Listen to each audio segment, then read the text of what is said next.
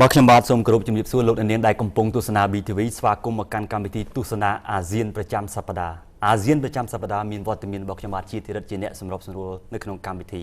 หายในทั้งไงนี้ยังมีการโจรวมยางพิเศษปีวิคมันระบอบยืงได้มีการเบาสลายตามระยะการสลายชื่อระบอบโลกจุ่มไว้ในเรื่องวัสังก็เป็นแต่มวลหนึ่งดาวเรื่องวัสังจนหนึ่งสะสู้อมปีมาเตะคลาระบอบโลกขนมปะระบาดโควิด-19หนึ่งวัสังไปช่างตัวหนึ่งโควิด-19นี่อะไรนี้ก็มาคัดไปจุบจมวยหนึ่งโลกบันดาลอิลิมาแต่ไม่รอจมจีบสู้บาด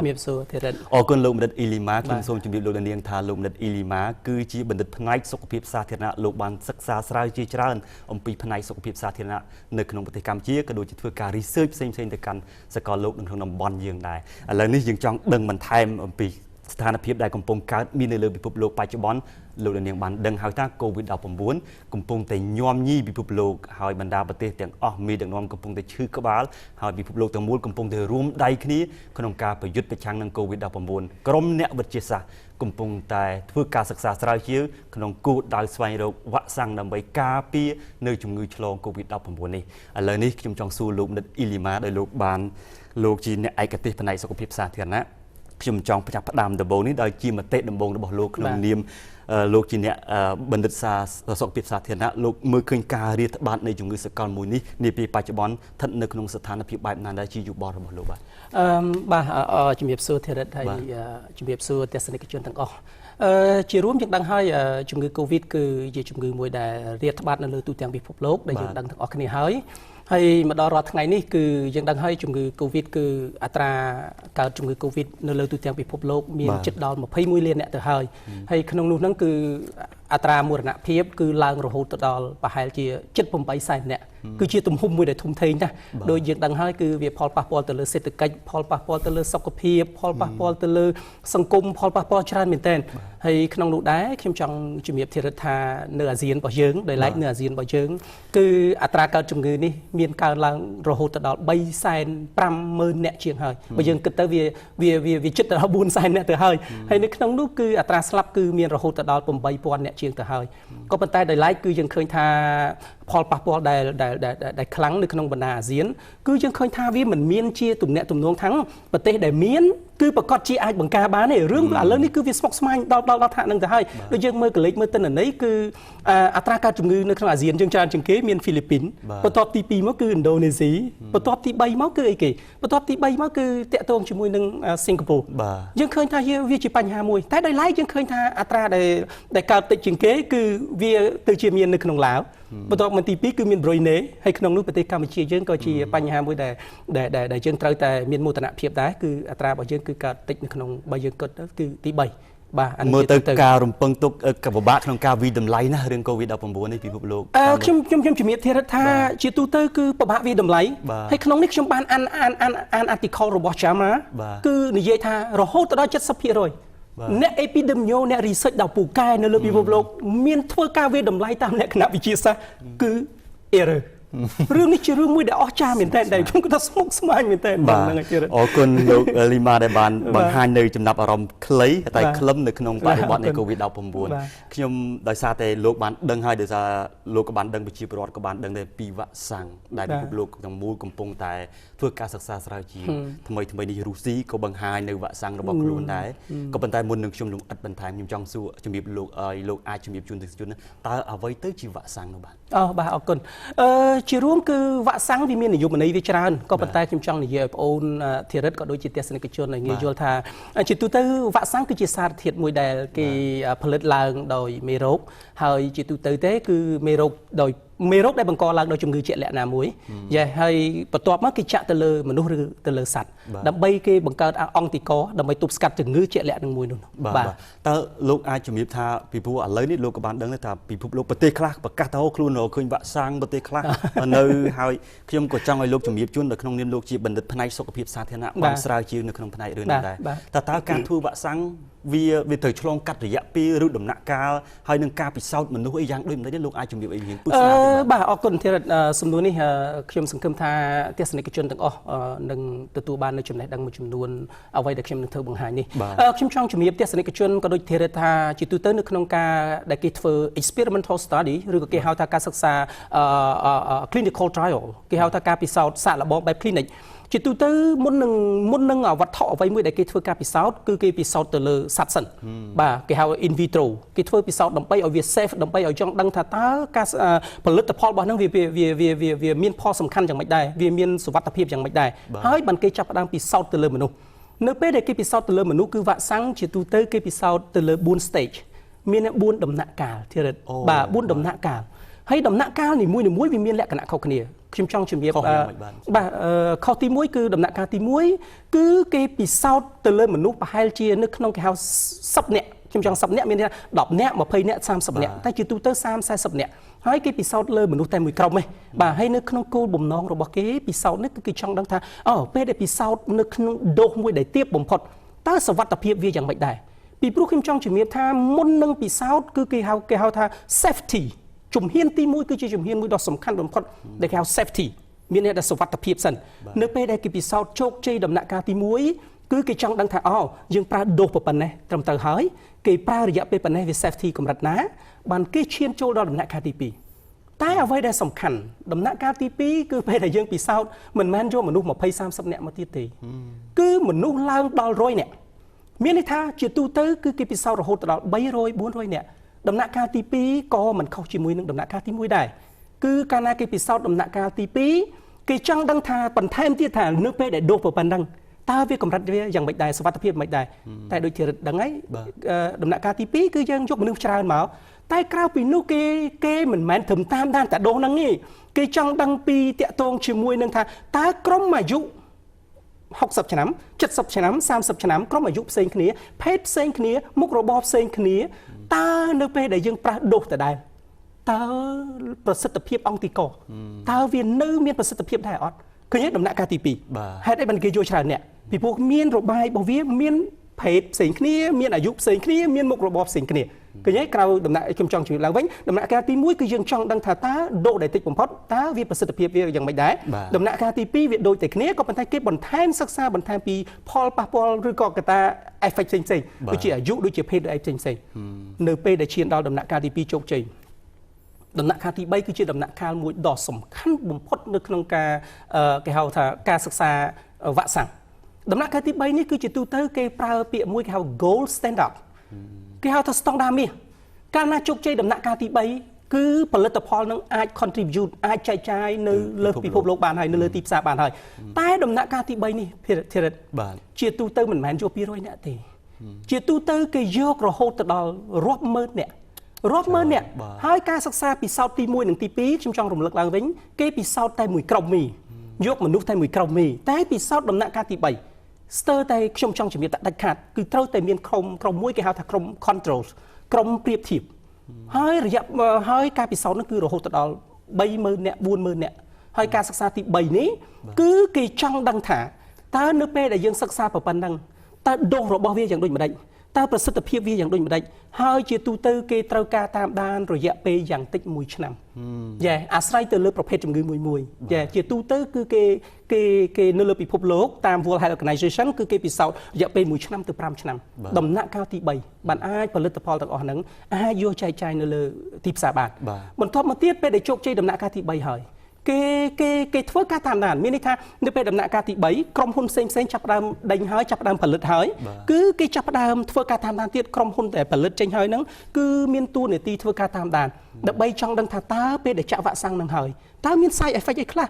ខ្ញុំឧបមាថាពេលដែលចាក់ហើយបងអូនចាក់ហើយវាការពារបានតែបើបងអូន side effect បងអូនឡើងកទួលពេញបងអូនឡើងមេរោគអីផ្សេងបងអូនឡើងឈឺអីផ្សេងបងអូនមានបញ្ហាអីផ្សេងខ្ញុំសួរថាប្រហែលជាមិនជោគជ័យនៅក្នុងការធ្វើឲ្យប្រជាជនទាំងអស់មកទទួលសេវាក្នុងវ៉ាក់សាំងទេនេះជារឿងមួយបញ្ហាដែលខ្ញុំចង់ជំរាបថាមិនមែនវ៉ាក់សាំងគ្រាន់តែផលិតនៅក្នុងរយៈពេល3 4ខែ5 6 7ខែអាចចេញបានទេបាទស្ដាប់តាមលោកបកស្រាយទៅដំណាក់កាលពីទី1ទី2ទី3ទី4គឺមិនមែនជារឿងសាមញ្ញហើយមិនមែនជាភាពមួយផ្លែតអាចធ្វើបានទេក្នុងនាមលោកជាបណ្ឌិតផ្នែកសុខភាពសាធារណៈលោកមើលឃើញថាតើពួកគេរំពឹងខ្លះអ្នកខ្លះគេគិតថាឆ្នាំនេះអាចនឹងមានវ៉ាក់សាំងអីជាដើមហើយលោកអាចមើលឃើញយ៉ាងម៉េចទេសម្រាប់លោកផ្ទាល់តើវាអាចទៅរួចទេសម្រាប់លោកបាទអរគុណធីរិតអរគុណទស្សនិកជនសំណួរនេះខ្ញុំចង់ជម្រាបទស្សនិកជនថាយើងត្រូវដឹងថា COVID ជារួមយើងកើតប្រភពនៅក្នុងវូហាន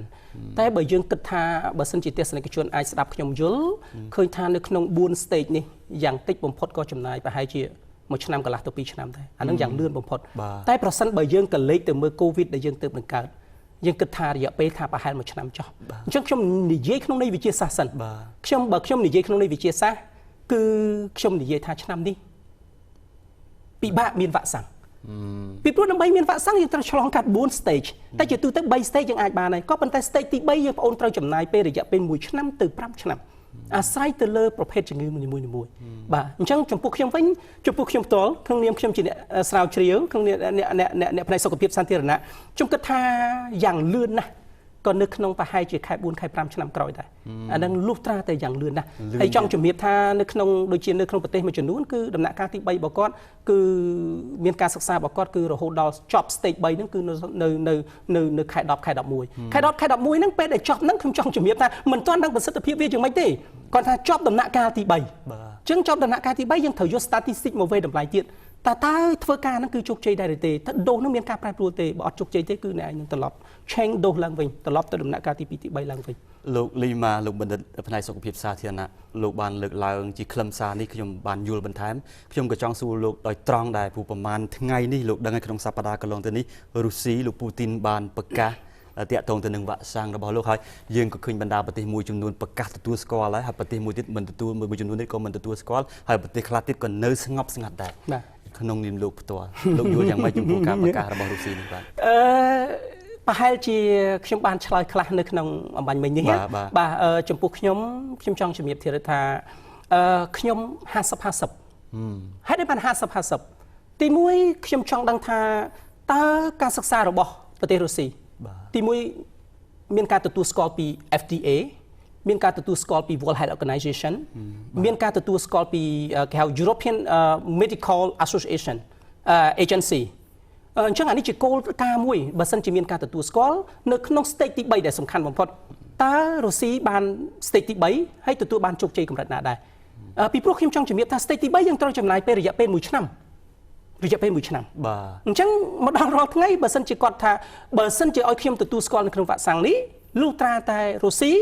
បានផលិតវ៉ាក់សាំងតាំងពីមុនមកហើយ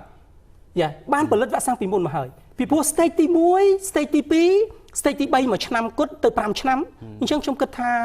bachelor theory គឺមិនទាន់អាចសម្រេចបាននៅក្នុង stage ទី3ទេហើយជាគោលការណ៍រួមរបស់អង្គការសុខភាពពិភពលោកគឺលុះត្រាតែសម្រេចទី3បានអាចទៅផ្សព្វផ្សាយបានអាចប្រទេសផ្សេងៗអាចមកទិញបានអាចទិញផលិតផលដើម្បីយកទៅផលិតបានបាទហើយចង់ជំរាបទៀតដែរមានរឿងច្រើនខ្ញុំឃើញនៅក្នុងបញ្ហាវ៉ាក់សាំងនេះបាទក្រៅពីចូលរួមទប់ស្កាត់ទាំងអស់គ្នាខ្ញុំសុំទោសមានគោលនយោបាយក៏ចូលរួមនៅក្នុងនឹងដែរទៀតខ្ញុំចូលបន្តិចណាបាទហ្នឹងហើយសុំទោសបាទគឺតាក់ទងជាមួយនឹងគោលនយោបាយនេះខ្ញុំឃើញថាមានប្រទេសជាច្រើនដើម្បីប្រទេសមួយចំនួនប្រហែលជា20ប្រទេសគឺបានកំងមកផ្សេងបាទកំងដើម្បីកំងទិញក៏ប៉ុន្តែខ្ញុំជឿថាខ្ញុំបានចូលទៅធ្វើ research នៅក្នុងប្រទេសនីមួយដើម្បីខ្ញុំរក reference មើលទៅច្បាស់លាស់អ្នក research មួយចំនួននៅក្នុង behind ខាងនេះដូចជាមួយចំនួនគឺមិនទាន់គ្រប់គ្រងនៅឡើយទេនឹងគ្រាន់តែមើលរូបភាពមួយចំនួនបាទអានឹងចំពោះខ្ញុំហើយក៏មានប្រទេសមួយចំនួនយើងមើលយើងឃើញមានកើតឡើងហើយគឺអត់ទទួលស្គាល់គឺត្រូវការទទួលស្គាល់ត្រូវការធ្វើ survey ឲ្យបានត្រឹមត្រូវការបញ្ជាក់បន្ថែមទៀតខ្ញុំចង់ជំរាបថាបើបងអូនយកចំនួនសំណាក់គំរូមកអត់គ្រប់គ្រាន់តាមដានអត់ត្រឹមត្រូវហើយអត់ដឹងថា side effect អីខ្លះអូនពេលខ្លះយកមកប្រើពេលខ្លះវាអាចធ្ងន់ជាងឲ្យមិនប្រើទៅទៀតនេះជារឿងមួយចឹងខ្ញុំឃើញថាស្ថិរខ្ញុំសូមបន្ថែមបន្តិចថាយើងមើលប្រទេសយើងគឺកំពុងតែនៅស្ងប់ស្ងៀមអ្នកខ្ញុំគិតថានេះជារឿងត្រឹមត្រូវជារឿងមួយដែលត្រឹមត្រូវពីព្រោះយើងគិតថាអ្វីក៏ដោយយើងធ្វើការទៅលើ science ដំណាក់កាលនេះមិនមែនទៅលើពលនយោបាយទៀតទេគឺដំណាក់កាលយកវិទ្យាសាស្ត្រយកមកពីភាសាដែលថ្នាក់ដឹកនាំបេសទៅលើវិទ្យាសាស្ត្រហើយយើងការសម្រេចចិត្តហើយរងចាំមើលលទ្ធផលហើយលទ្ធផលអូននៅក្នុងវិទ្យាសាស្ត្រផ្នែក clinic វិទ្យាសាស្ត្រមួយដើម្បីអ្នកឯងគេមានការទទួលស្គាល់លើពិភពលោកត្រូវការ public នៅក្នុង journal នៅក្នុងទស្សនាវដ្តីវិទ្យាសាស្ត្របាទអញ្ចឹងបើយើងអត់មានទស្សនាវដ្តីវិទ្យាសាស្ត្រគ្រាន់តែបងអូនរកឃើញហើយទៅ public នៅក្នុងប្រទេសនីមួយខ្ញុំសុំទោសនឹងជារួមគឺគេមិនទទួលស្គាល់តែចំពោះខ្ញុំនិយាយនៅក្នុងន័យរបស់ខ្លួនខ្ញុំផ្ទាល់ទៀតបាទអរគុណលោកបណ្ឌិតយើងបាននិយាយនៅក្នុងបរិបទវ៉ាក់សាំងប៉ុន្តែរៀងបរិបទរុស្ស៊ីឬក៏បណ្ដាប្រទេសលើពិភពលោកឥឡូវនេះដោយសារតែយើងចង់ច្បិចបន្ថែមឲ្យកាន់តែគៀកនៅក្នុងតំបន់អាស៊ានរបស់យើងលោកបណ្ឌិតថាតើលោកបានស្រាវជ្រាវថាបណ្ដាលពេលនេះ លទ្ធភាពនៃការធ្វើវ៉ាក់សាំងនៅក្នុងប្រទេសតំបន់អាស៊ានរបស់យើងតើប្រទេសណាខ្លះហើយកំពុងតែស្រាវជ្រាវស្ថិតនៅក្នុងស្ថានភាពណាលោកអាចជម្រាបបាទអរគុណធីរិតជារួមយើងឃើញថាតាមទិន្នន័យដែលខ្ញុំមាននៅក្នុងដៃគឺប្រទេសរាល់ថ្ងៃមាន100ជាងហើយដែលកំពុងសិក្សាស្រាវជ្រាវលើវ៉ាក់សាំងក៏ប៉ុន្តែចំពោះប្រទេសដែលរីកចម្រើនដូចជាអាមេរិកដូចជាអីផ្សេងចិនដូចជាអីផ្សេងគឺគាត់រកដោយខ្លួនឯងក៏ប៉ុន្តែដោយឡែកនៅក្នុងប្រទេសអាស៊ានយើងនេះសូម្បីតែសិង្ហបុរីខ្ញុំសូមជម្រាបអូនគឺការផលិតរបស់គាត់នេះគឺគេហៅថាមានសហការជាមួយដៃគូផ្សេងបាទក្នុងហ្នឹងអ្នកដែលឈានមុខគេគឺឈានមុខគេគឺមានទី1គឺប្រទេសថៃ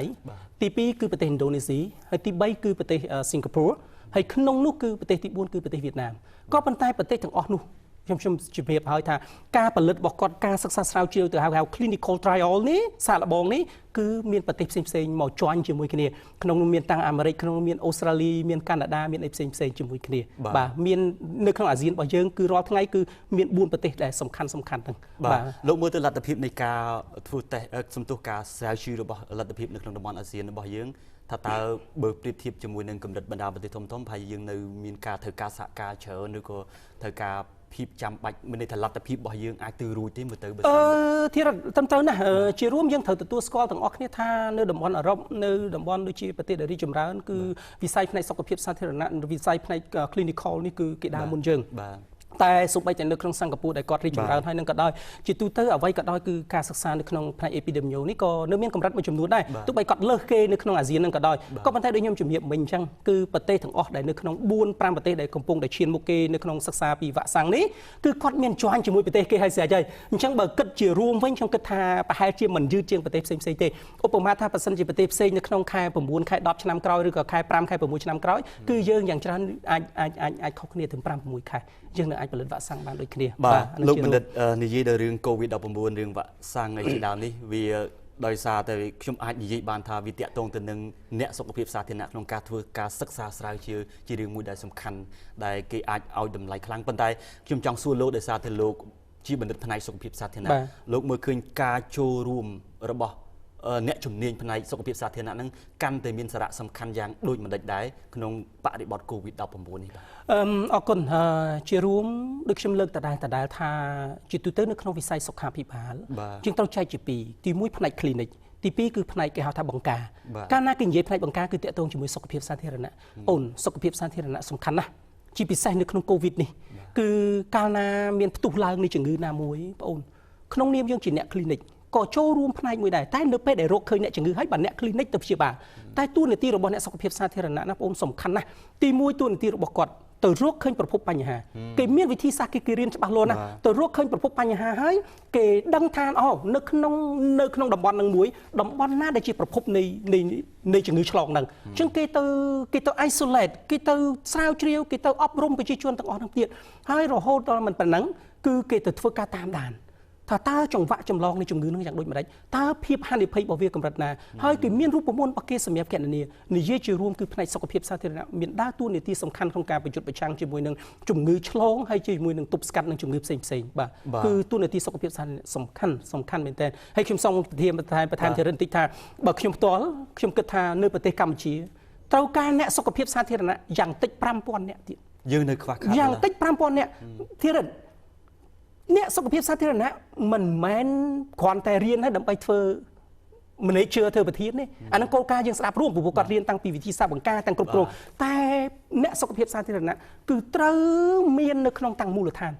តាំងនៅមណ្ឌលសុខភាពនៅភូមិនៅឃុំដើម្បីទាំងអស់ហ្នឹងគឺបើសិនជាយើងមានរៀលដាលទៅដល់សហគមន៍មានន័យថាចែកចាយដល់សហគមន៍រាល់ជំងឺមួយចំនួនគឺរបាយការណ៍មកជាក់លាក់ត្រឹមត្រូវគឺថ្នាក់ដឹកនាំធ្វើការសម្រេចចិត្តក្នុងការទប់ស្កាត់ជំងឺមានយើងជោគជ័យនឹងបាន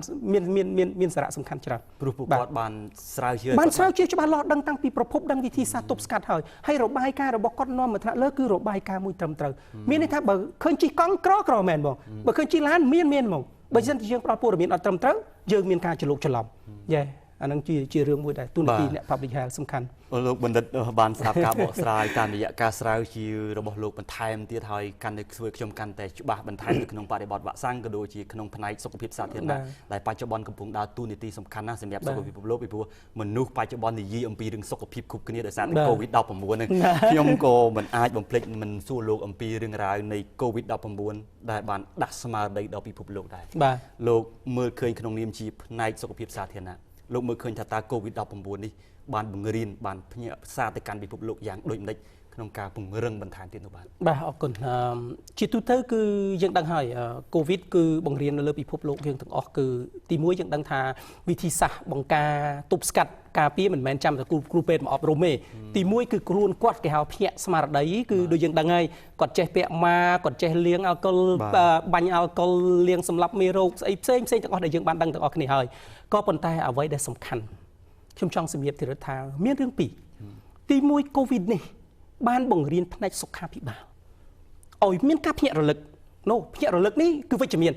មានន័យថាពីមុនយើងគ្រាន់តែលើកឡើងថាវិស័យសុខាភិបាលគឺផ្នែកវិស័យសុខាភិបាលរបស់យើងគឺឲ្យជាពិសេសនៅក្នុងមន្ទីរពេទ្យគឺតួនាទីរបស់គ្រូពេទ្យគឺគ្រាន់តែធ្វើម៉េចឲ្យអ្នកជំងឺ safe ហើយឲ្យព្យាបាលអ្នកជំងឺគឺមានប្រសិទ្ធភាពបញ្ហាកូវីដនេះអត់រើសមុខទេឆ្លងទាំងគ្រូពេទ្យអញ្ចឹងដូច្នេះខ្ញុំចង់ជំរាបថានៅពេលដែលកូវីដនេះនៅក្នុងតាមមន្ទីរពេទ្យគឺបង្រៀនឲ្យពួកគាត់មិនមែនប្រយ័ត្នតែអ្នកជំងឺទេប្រយ័ត្នទាំងគ្រូពេទ្យប្រយ័ត្នទាំងកន្លែងសុវត្ថិភាពប្រសិនបើវាមានចូលទៅដល់មន្ទីរពេទ្យឆ្លងហើយបងអូនឆ្លងគ្រូពេទ្យហើយមិនដឹងអ្នកផ្សេងធម្មតាប្រមាណទេដែលវាឆ្លងទៅតាមនឹងទៅទៀតហើយទីពីរទៀតខ្ញុំចង់លើកឧទាហរណ៍នៅវៀតណាមជាក់ស្ដែងនៅដាណឹងយើងឃើញថាតាមពិតវាផ្ទុះចូលនៅក្នុងសហគមន៍នោះវាមានកត្តាច្រើនតែក្នុងអ្វីដែលមានរបាយការណ៍មួយជាក់លាក់គឺដោយសារជនជាតិអាមេរិកកាំងម្នាក់នៅក្នុងអ្នកជំងឺម្នាក់តាំងពីខែ6គាត់ដើរត្រួតពិនិត្យមើលគាត់ដើរធ្វើតេស្តត្រួតពិនិត្យមើលសុខភាពនៅមន្ទីរពេទ្យនៅដាណឹងហ្នឹងសឹងតែគ្រប់ទាំងអស់តែរឿងចំណុចមួយដែលយើងគិតមិនដល់យើងគិតថានៅពេលដែលគាត់ទៅធ្វើតេស្តហើយពីមន្ទីរពេទ្យមួយចេញពីទៅមន្ទីរពេទ្យមួយយើងអត់ confirm បានថាគាត់ positive នេះជារឿងមួយថានៅមន្ទីរពេទ្យគឺមិនមែនត្រឹមតែ clinic ត្រឹមត្រូវទេត្រូវការយល់អ្នកសុខភាពសាធារណៈត្រូវការយល់ពីតាក់ទងជាមួយនឹងតេស្តផ្សេងទៅទៀតដើម្បីយើងជួយ confirm បើឃើញលទ្ធផលទេហើយទីពីរទៀតខ្ញុំចង់ជំរាបអូនថានៅឧទាហរណ៍នឹងដដែលនៅអាស៊ានរបស់យើងគឺអ្នកជំងឺដែលវាមានស្លាប់នៅវៀតណាមនេះគឺភាគច្រើនគឺកត្តាអាយុកត្តាជំងឺធ្ងន់ធ្ងរផ្សេងទៀតអញ្ចឹងគ្រូពេទ្យមិនន័យថាពេលដែលព្យាបាលជំងឺមួយហ្នឹងគឺគាត់មិនមែនគិតតែជំងឺមួយហ្នឹងទេវាត្រូវមានគិតពីជំងឺផ្សេងទៅទៀតហើយការវិធីសាស្ត្រព្យាបាលគឺតើយើងត្រូវប្រើវិធីសាស្ត្រណានេះគឺមានសារៈសំខាន់នៅក្នុងការបង្រៀនតាក់ទងជាមួយផ្នែកសុខាភិបាលផ្ទាល់តែបើនៅក្នុងផ្នែកសង្គមធីរិតមើលកាលពីមុនខ្ញុំមិនដឹងថាតើយើងគេហៅអាត្មានិយមយ៉ាងម៉េចទេខ្ញុំសុំទោសយើងប្រជាជនយើងវាអត់ទេប្រជាជនយើងស្រឡាញ់គ្នាអីគ្នាណាស់ក៏ប៉ុន្តែពេលខ្លះយើងគិតថាបើអញអត់ឈឺផងអញអត់អីទេតែកូវីដនេះណាធីរិតឯងមើលបើសិនជាគាត់អត់ឈឺក៏ដោយតែគាត់បានចូលរួមជាមួយសង្គមយ៉ាងផុសផុលតាំងពីគាត់បរិច្ចាគថវិកាដើម្បីជួយចូលរួមទប់ស្កាត់តាំងពីគាត់បរិច្ចាគនៅក្នុងកម្លាំងចិត្តចូលធ្វើ volunteer តាំងពីនៅក្នុងប្រទេសខ្លះដែលគាត់គេហៅថា block នៅក្នុង community descending ហ្នឹងស៊ីងហ្នឹងយើងមើលមានន័យថាពួកគាត់អត់មានការជំងឺទេ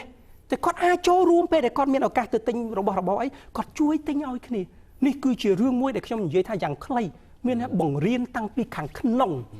តែពីមុនយើងបង្រៀនជំងឺផ្សេងបង្រៀនពីខាងក្រៅតែនេះបង្រៀនតាំងពី spirit បង្រៀនតាំងពីទឹកចិត្តបង្រៀនតាំងពីការសាមគ្គីភាពគ្នាអានេះនៅក្នុងផ្នែកសង្គមបាទខ្ញុំមានប៉ុណ្ណឹងទៀតអរគុណលោកបណ្ឌិតអ៊ីលីម៉ាយ៉ាងក្បោះក្បាយមែនទែនលោកបានជម្រាបជូនទស្សនិកជនតាំងពីចំណាប់អារម្មណ៍របស់លោកជំវិញបរិបទ COVID-19 តាក់ទងទៅនឹងវ៉ាក់សាំងរបស់រុស្ស៊ីហើយនឹងមតិមួយចំនួនទៀតហើយមកដល់អាស៊ានរបស់យើងនិងការស្រាវជ្រាវរបស់លោកបន្ថែមពីមេរៀនដែលពិភពលោកកំពុងតែបានសិក្សាអំពី COVID-19 ក្រៅតែពីការជះអតិពលអវិជ្ជមានកន្លងមកអរគុណលោកបណ្ឌិតជាថ្មីម្ដងទៀតដែលលោកបានចូលរួមនៅក្នុងកម្មវិធីស៊ីអាស៊ានរបស់យើងហើយបានបកស្រាយយ៉ាងក្បោះក្បាយហើយសង្ឃឹមថាបានជាពុទ្ធិសម្រាប់បងប្អូនដែលកំពុងចង់ស្វែងយល់អំពីបញ្ហានៃ COVID-19 ជាពិសេសរឿងវ៉ាក់សាំងដែលលោកបណ្ឌិតបានបកស្រាយអំបញ្ញនេះលោកនាងជាទីមេត្រីខ្ញុំសូមជម្រាបថាលោកបណ្ឌិតអ៊ីលីម៉ាគឺជាបណ្ឌិតផ្នែកសុខភាពសាធារណៈលោកមានជំនាញផ្នែកការស្រាវជ្រាវទៅលើសុខភាពសាធារណៈនេះខ្ញុំសូមអរគុណជាថ្មីម្ដងទៀតបាទអរគុណទៀតខ្ញុំទាំងពីរអ្នកសូមអរគុណលោកនាងដែលចំណាយពេលវេលានៅពេលនេះខ្ញុំសូមជម្រាបលាបាទអរគុណ